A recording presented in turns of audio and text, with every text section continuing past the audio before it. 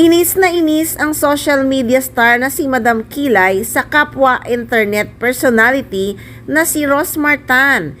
Ito ay dahil sa naging hirit niya sa kasagsagan ng pananalasa ng bagyong Christine kamakailan lang. Deleted na ang viral post pero ang nakalagay doon ay ang hirap isipin na habang kami nakahiga sa malambot na kama, kagigising lang at naka-aircon, ang daming bata matanda na di alam paano ililigtas sarili sa Bicol dahil sa baha at bagyo. Sa Facebook, inihayag ni Madam Kilay ang kanyang reaksyon at inamin na hindi siya natuwa sa paraan ng pag-post ni Rosmar na kinailangan pang magyabang at ikumpara ang kanyang buhay sa iba. Talak nga ni Madam Kilay, yung nagbrag ka pa na ang sarap ng tinutulugan mo tapos yung iba nanganganib ang buhay dahil sa bagyo, kabotlogan nito, caption niya. Kasunod niyan ay nagpost pa siya ng video upang pagsabihan at i-real talk si Rosmar. Te, sumasakit ang ulo ko sa'yo. Bago tayo mag-post, titingnan muna natin, babasahin muna natin kung tama ba yung interpretasyon ng post natin. Kasi merong iba na misunderstood, bungad ng SOCMED star.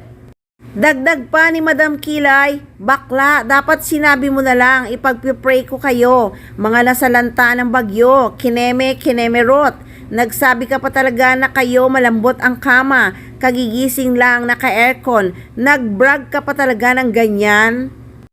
Wika pa niya kay Rosmar, kaya minsan iisipin mo, nasaan ba yung utak mo te? Nasaan yung mindset mo? Sa ganitong sitwasyon ha, huwag nating ikukumpara yung ating buhay sa iba. Lalo na ngayon na ang daming hikahos, tutulong na kung tutulong, wala na yung brag-brag pa.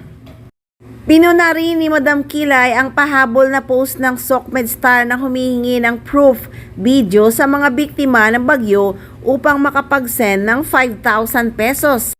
Hindi kasi naging maganda yung pagkasabi niya sa dulot na minamadali pa niyang mga apektado ng bagyo. Binigyan mo pa sila ng trabaho, binigyan mo pa sila ng obligasyon para lang sa 5,000, namumroblema na nga sila sa bahay nilang binaha. Inuuto mo yung mga tao, parang uhaw na uhaw sa pajikas mo, naiinis na sinabi ni Madam Kilay. Patuloy niya pa, may team ka diba? Papuntahin mo doon at saka mo pagbibigay yung 5,000 na sinasabi mo. Pasensya ka na ha kung nare-real talk kita ha, maling-mali kung talagang tutulong, tumulong na lang. Kung bukal sa pagtulong, maraming paraan, lahad niya pa. Mensahe pa niya kapag magpo-post ka, isipin mo muna kung sinong naaapektuhan. Hindi yung tutulong ka, may kapalit naman.